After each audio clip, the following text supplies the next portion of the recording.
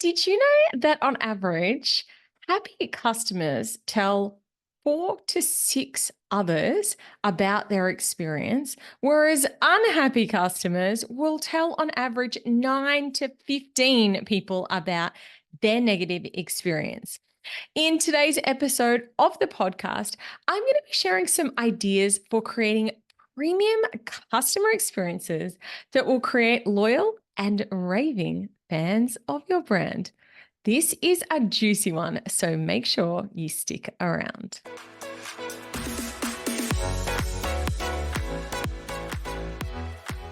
So let's start with the basics. Why create loyal fans of your brand? Why is it important to create people that are so happy with the service they have received that they are telling other people about it? Well, let me share with you some statistics. This is from an article by Beyond Philosophy, and I am going to link to the article in the show notes for today's episode. The first, the probability of selling to an existing satisfied customer is 60 to 70%, as compared to 5 to 20% chance of you converting a new potential lead. So you can see by that stat already, it makes sense to look after your existing customers for them to have a happy and positive experience.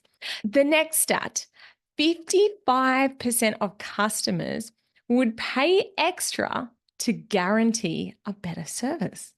So people are happy to pay more to be looked after.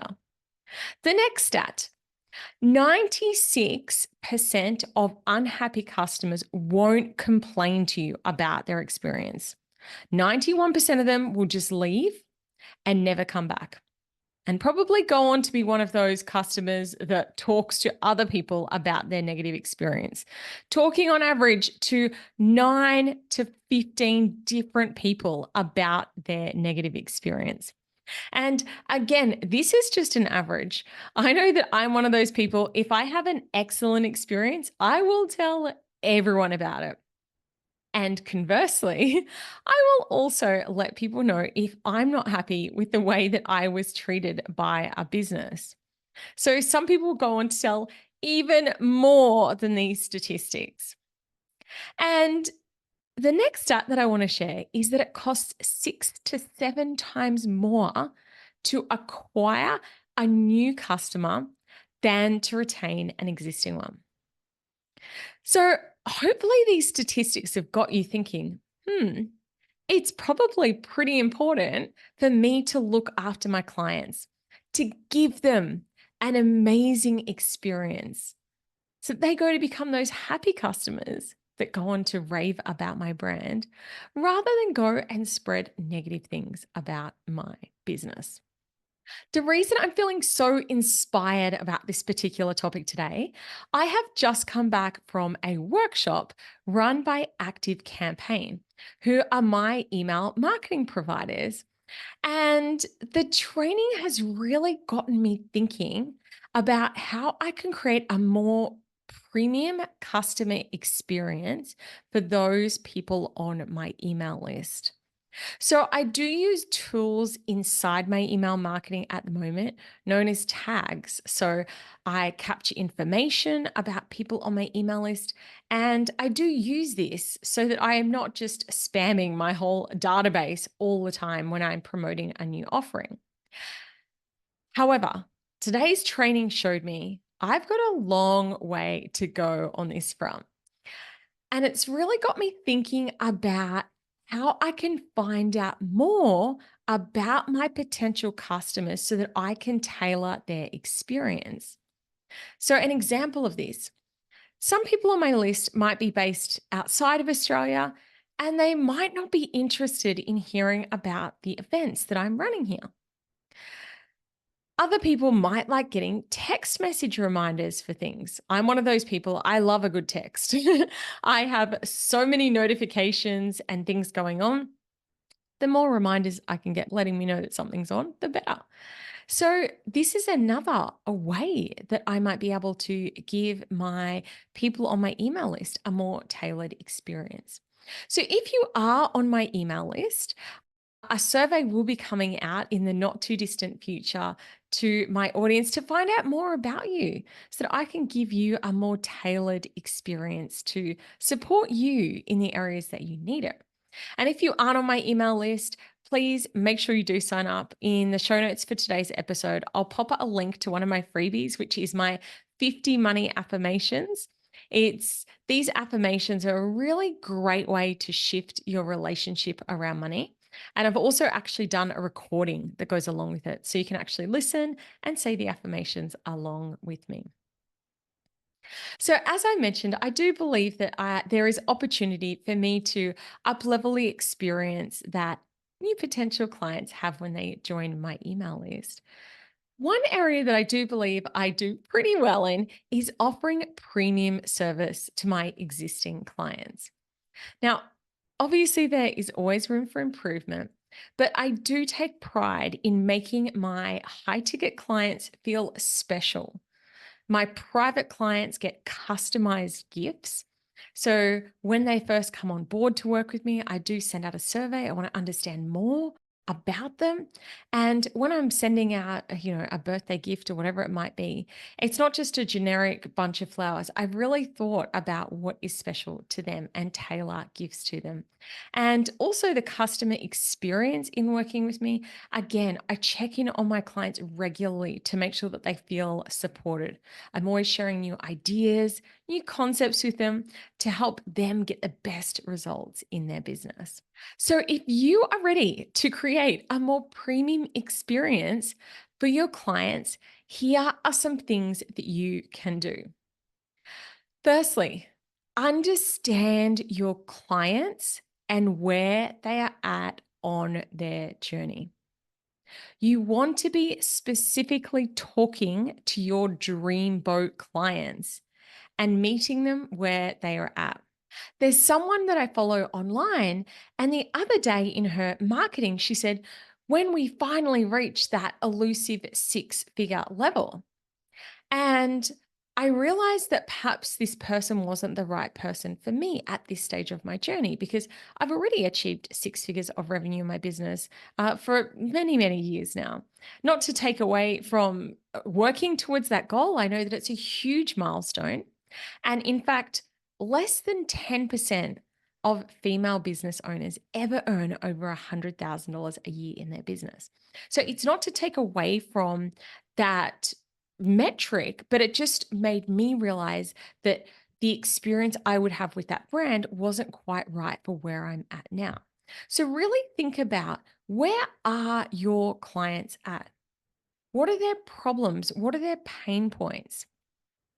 If someone is a weight loss coach, for example, and they start talking about really advanced methods of training in the gym, someone who's perhaps never been to a gym before, it might be a bit beyond them if they've never even lifted weights before in their life.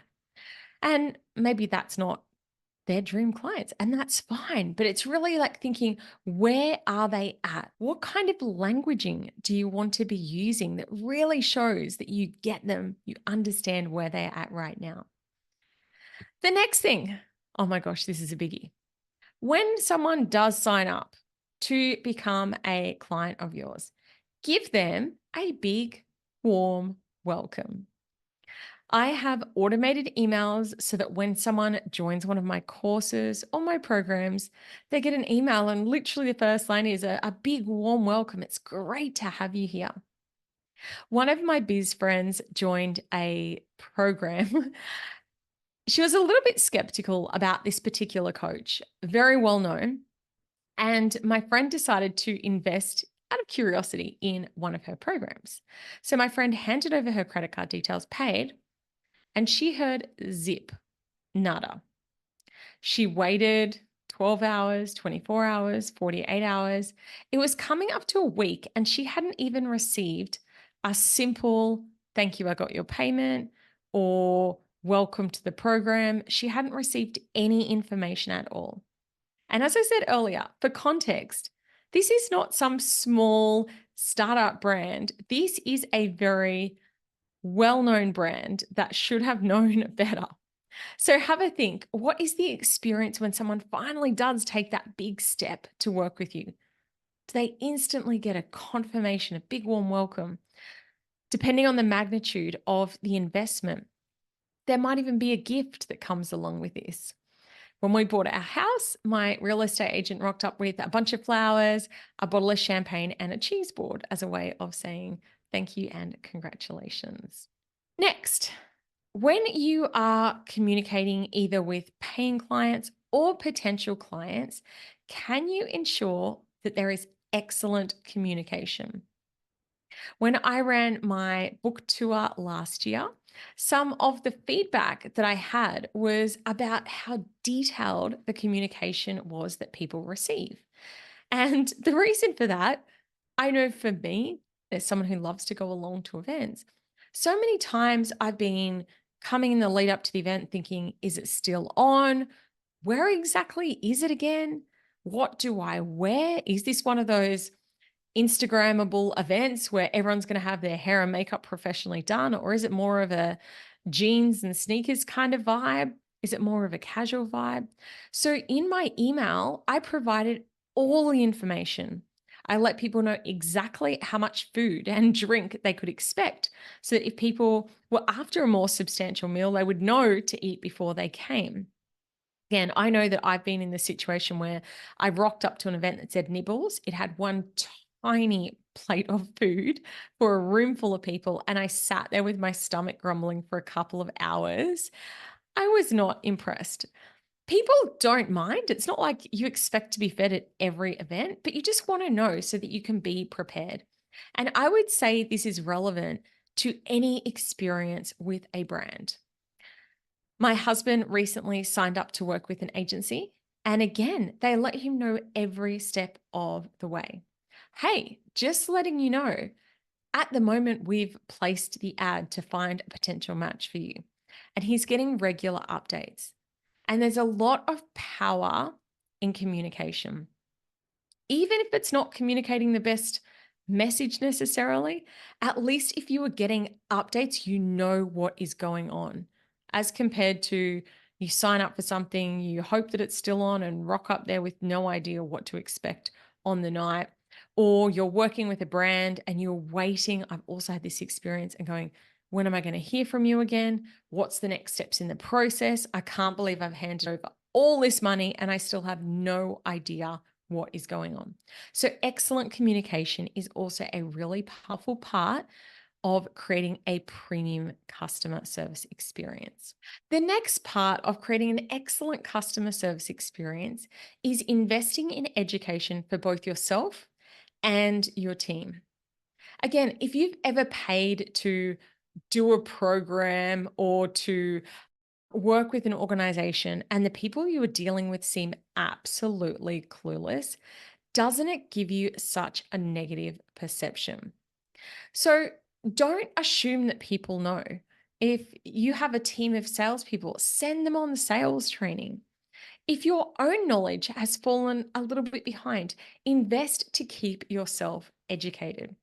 This is again why I went along to this active campaign training this morning because I love to continue to learn more. There's a saying, which is you are either green and growing or you are ripe and rotting. And you absolutely want to be someone that is continuing to grow in the area of serving your clients. Next, to give your clients an excellent experience, empower your team in the decision making process. If your team don't have the capacity, and this is, of course, if you do have a team, if not, not relevant to you, but if you do have a team, empower them to be part of the decision making process.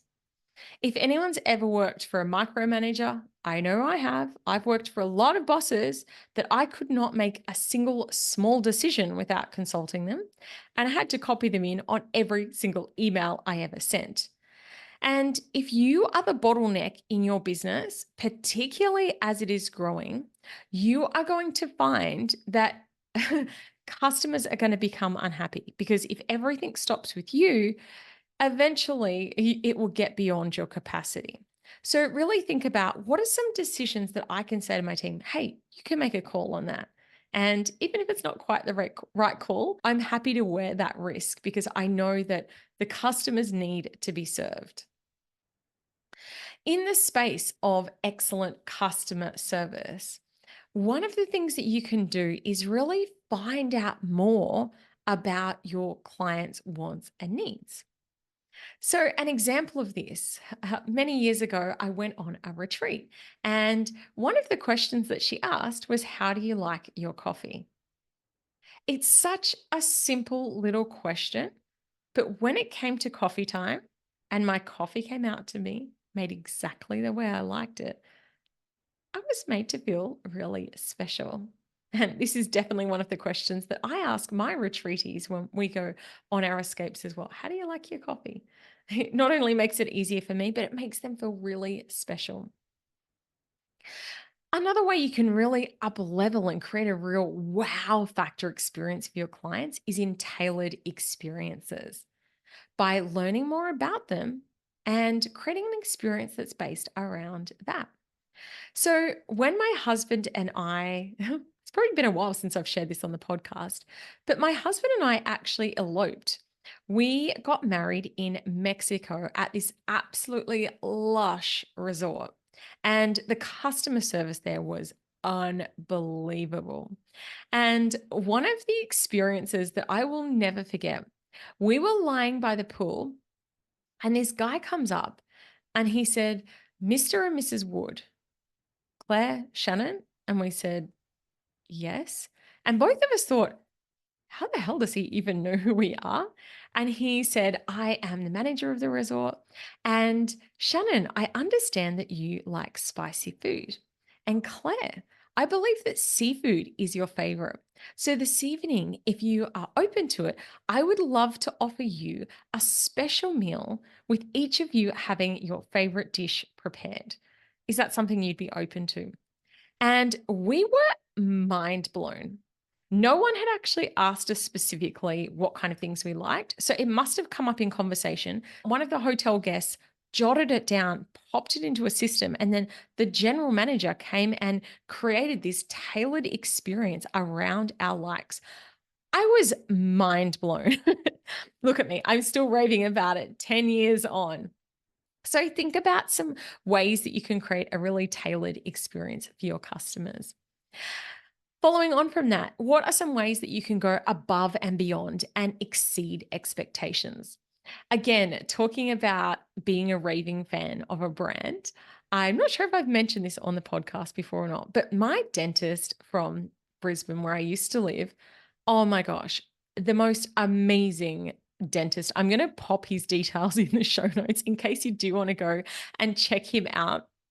But the whole experience was just wow for a dental experience. So one of the things was that I don't know if you guys experience this, but I'm a real cold frog. And particularly when I'm in medical settings, I'm quite often shivering because I'm so cold. Anyway, so you go in and get on his chair, and he comes out with this heated blanket and says, would you like a blanket? I went, wow, yes. And at the end of your treatment, you also get a lip balm because your lips might be dry after having a dental treatment done. There's just so many little amazing touches like that. And it all comes down to understanding your customer's pain and pleasure points. So, again, my dentist had obviously had people come in and comment how cold it was before. Are you actually listening to what your customers are telling you? That is such a great place to start, which segues perfectly into the next point, which is around capturing feedback. If you have come through any of my programs or if you have worked with me, you will know that I am a huge fan of sending out surveys, asking for feedback. One of the ways that we get better is that we hear what our customers have to say. Now, this doesn't mean that everything anyone ever says you take on board and completely go and change your business. I know one time I did this and my customer said, we would like to do our coaching. Multiple of my customers, mind you, I think 3 or 4 of my clients at the time had said, we want to do coaching in person. And I thought, Okay, that's all well and good, but one of you's in Perth, one of you's in Adelaide, one of you's in Melbourne, one of you's in Sydney. It's clearly practically impossible for me to do our weekly coaching sessions in different cities. So while I took on board that feedback, it doesn't mean that I went and executed on it. It's just learning, it's understanding what people would like. I also always allow the option for the feedback to be anonymous. So if people do have something they want to share, but don't feel comfortable sharing their name, I do think that's a great way to get more honest feedback. Next step, when people are providing feedback, handle the feedback gracefully. I had an experience where I had an awful customer experience with a pool builder. And basically, when I said, "Hey, I'd like to have a conversation about this," very calmly, I had someone yelling at me on the phone. And I was like, "I'm trying to give you some feedback to help you improve your business." I then left them a not so positive Google rating, and I got an email within minutes threatening to sue me for defamation. And I knew that it wasn't defamation because it can't be defamation if you're telling the truth.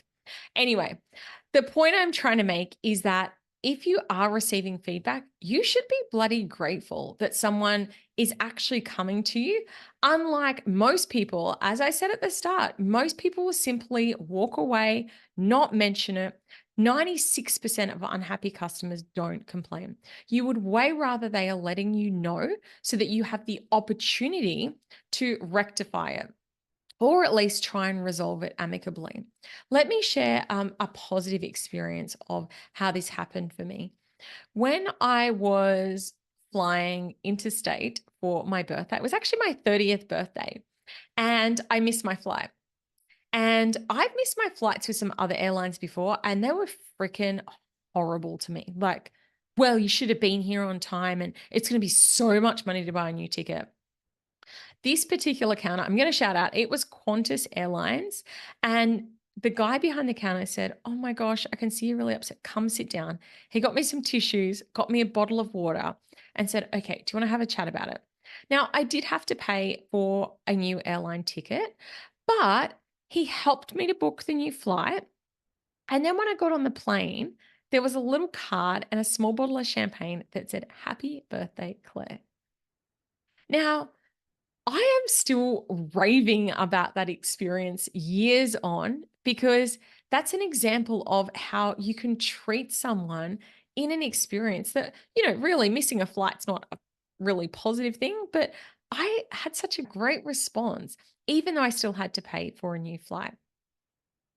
So, some examples of how I'm using this in my real world experiences. As I mentioned on the podcast last week, I'm currently launching my Level Up retreat, which is an intimate, in person, 2-day retreat where we are actually going to be working on, you know, business, on mapping out the 12-month plan ahead and really helping to work through your money blocks so that you can earn and attract more money in your business.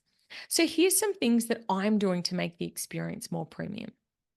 Firstly, one of the things that I'm doing for this retreat, this is something new that I don't normally do. I'm actually booking accommodation and arranging transfer from the accommodations. So, everyone will get their own room at a nearby beautiful hotel. And I'm actually going to arrange the transfers to and from the retreat venue each day. There is a lush, lush venue with divine high end catering. I've been very clear about who the event is for. So it's for like minded, successful entrepreneurs. I'm really communicating, this is really for people who are already successful business owners who are wanting to step into the multi six, mid six, or 7-figure mark in their business. It's also a really intimate experience, which includes a networking dinner. And throughout the experience, there's going to be some surprise little treats. And one thing that I do want to say about the surprise and delight concept, it doesn't have to be anything huge. You don't have to go and spend hundreds or hundreds of dollars buying your clients a gift.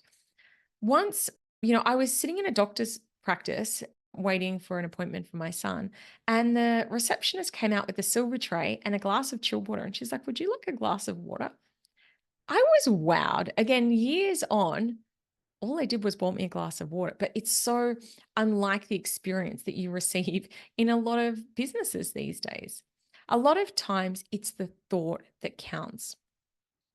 And last but not least, this stuff is all really nice to have, but this is all icing on the cake. The most important thing is that you are delivering the transformation that you promise your clients. You can have all the glossy brochures and the welcome gift. If you don't actually do the thing that you say you're going to do, you are still going to end up with unhappy customers. So make sure that your clients are having a transformative experience working with you. They are ultimately investing in the outcome. Look, while we're on the topic of the retreat, there are only 8 spots available for this particular level up retreat that's happening in November 2024.